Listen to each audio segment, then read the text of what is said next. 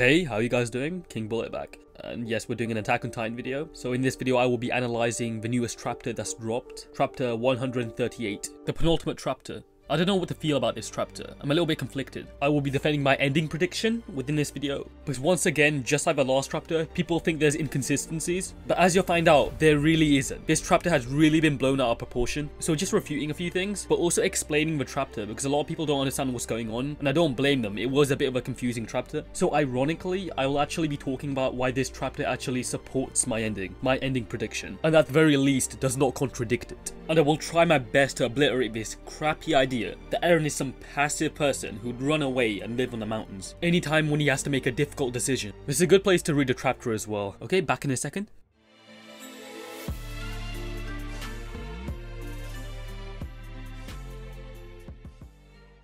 Okay, we'll start off by breaking down the chapter. What is the chapter's name? Well, it's called A Long Dream. And so what we're seeing in these first few panels is a rumbling stopping. All of the Colossus Titans begin to somewhat collapse. Mikasa recalls Eren saying that he hates her. Now this memory is definitely important. Gabi and Falco reunite with their families, respectively.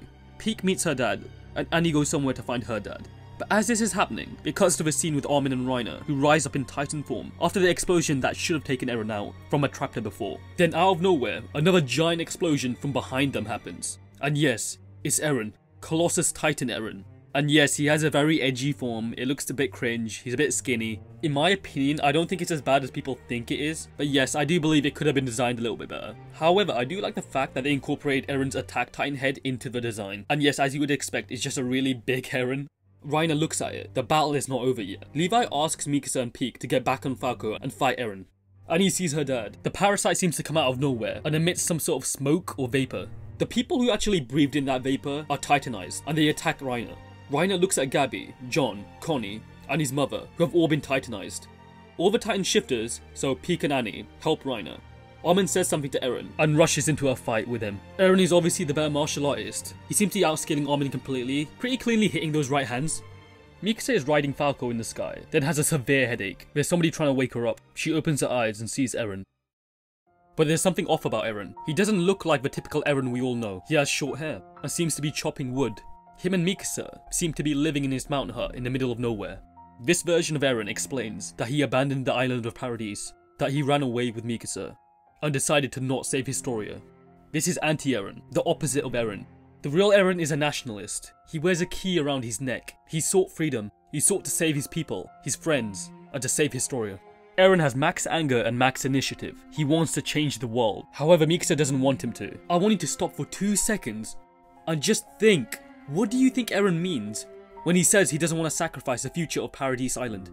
If Dream Eren is reversed, and he's willing to sacrifice country and queen, literally, what does that say about the real Eren? I'm sorry, but you're absolutely deluded if you think that the Dream Eren and the real Eren share the same ambition, because they are completely different. If the real Eren was to talk to this fake Eren, he would quite literally beat him up.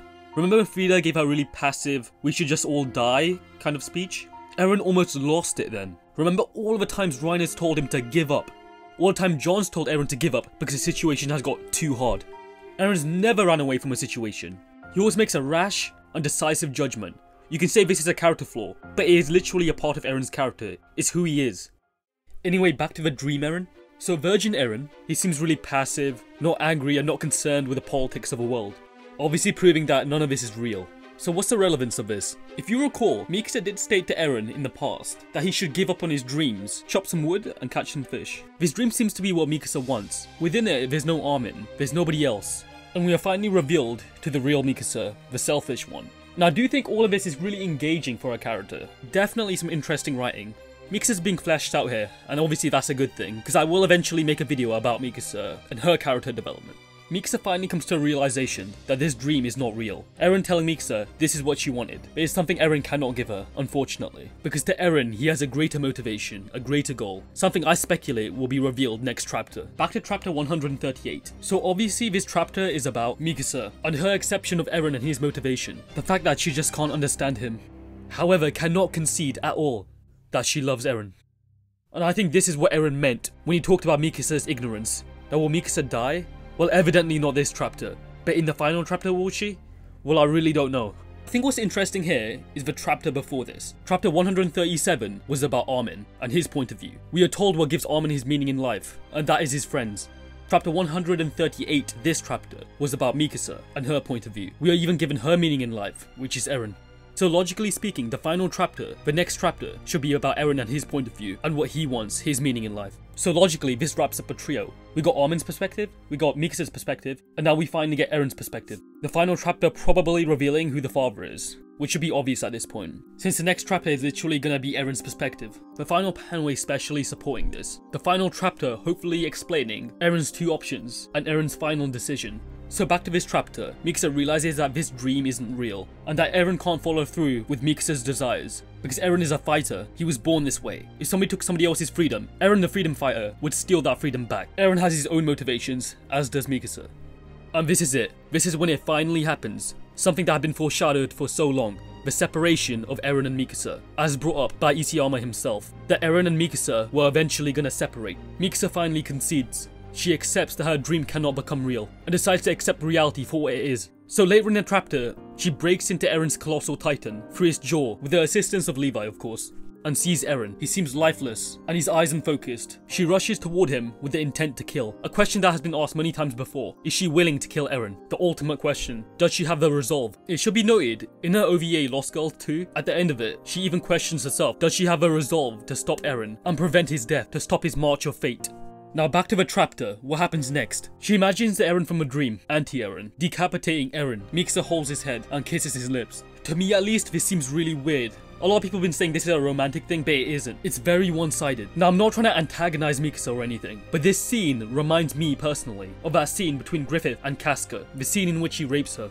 And this interpretation is really not that far-fetched, because Isayama himself has stated that their relationship is based off Casca and Griffith. Eren seems vulnerable, it seems one-sided, and this is definitely not a coincidence, but Ymir behind Mikasa smiles, and it's a really creepy smile, like some sort of ghoul with a sinister expression. Now what do I think about the scene? I think it's very dark and twisted, but you've got to remember this is Attack on Titan, this isn't Boruto or some kids show. Now this is definitely a really messed up scene, and I don't think it's very moral either. Like I said, this looks like something out of Berserk. Artistically, this is a really cool double-page spread, and for people who think this is like a shipping thing, that's kind of messed up. In fact, it's the complete opposite of a shipping thing, and two characters ending up together, and I'll explain why. So she kisses Eren, disconnecting herself from Eren forever, gaining her freedom, her independence, pretty much fulfilling what Isayama wanted, for the character of Mikasa of course. So now her arc is complete.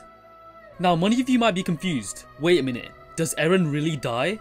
Now I can't say for sure, but I'm gonna make a bold claim and say that he's not dead, since the next chapter should be his point of view. However, he doesn't necessarily need to be alive for his point of view to be shown. So why is it necessary for Eren to be alive? Well, do you guys remember the final panel? The final panel, I believe, shows Eren, and there's a lot of proof suggesting that this is Eren. From a tone and style of wording he uses, to the clothing, to the shape of his body, to his hair, and to finally the narrative and theme of the show. Since the man's words are, "You are free," words that really resonate with Eren Yeager, the main character. It would be very weird to do a final chapter explaining Eren's motivations without him being alive, and somebody else saying these words instead would obviously be super underwhelming. Imagine the farmer saying it, because it really can't be anyone else other than Eren, really. Narratively speaking, of course. And also Ymir the founder, her story hasn't really concluded yet either. Is she free or not? Remember, I'm not saying Eren isn't dead here. I'm not even saying Eren won't die, but I do still think there's something up his sleeve. Now how did Eren survive? I'll give you a few theories.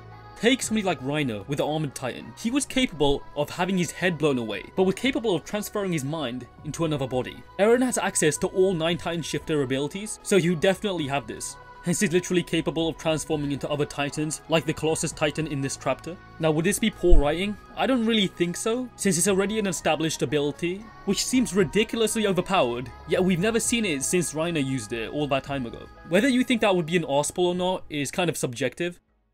Now there's several ways Eren could still be alive. I'll give you another idea. We know that Eren is connected to the paths, and that Ymir is literally capable, I'm not even making this shit up, of resurrecting any Eldian. So Ymir being capable of resurrecting Eren in the paths is so really easily possible. And this actually might be the case. Hence we literally see Ymir smiling as Mikasa is holding Eren's decapitated head. So maybe that's why Ymir is so happy. She knows that Eren can't be killed.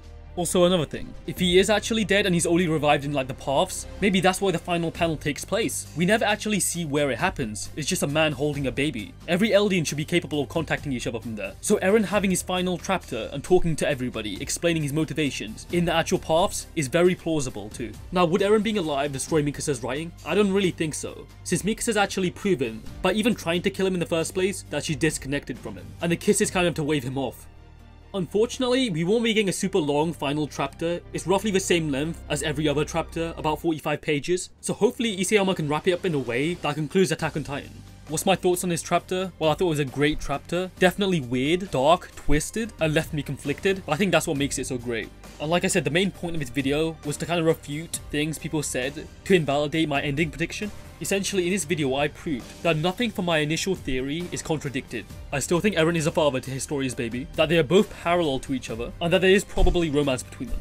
In this chapter, mainly it's just Mikasa's point of view, her dream, and if it is Eren projecting this, then he's literally saying at the end of it that he can't accept any of this. It is, ironically, a reverse Eren. Of course, we'll have to wait until the final chapter. If you want to learn more about that, watch my video on Eren's motivation and analysis on his character. I think that video's on like 80 something K. So on a positive note, that's doing quite well. Needless to say, whatever happens, whatever the ending, Attack on Titan is pretty much a masterpiece. Well, there can be endings that ruin shows, so let's not think about that. Hopefully you guys enjoyed this video. I did a little breakdown of a chapter and also gave you some theories and predictions for the next chapter. If you guys like this kind of stuff, please sub and like the video. Let me know in the comment section what you think of it and also your theories of what's to happen next. And of course, you can check out my other videos. I've done like 2 other Attack on Titan videos. It might be worthwhile checking those out, especially the one to do with Eren's motivation. I go into depth explaining what I think Eren's motivations are and potentially answer the question to who is a baby daddy. If you don't agree with me, we can discuss this, even debate this, but I don't recommend you debating me, trust me. My Discord will be linked down in the description of this video. Regardless, if you made it this far, thank you for watching, and I'll see you later.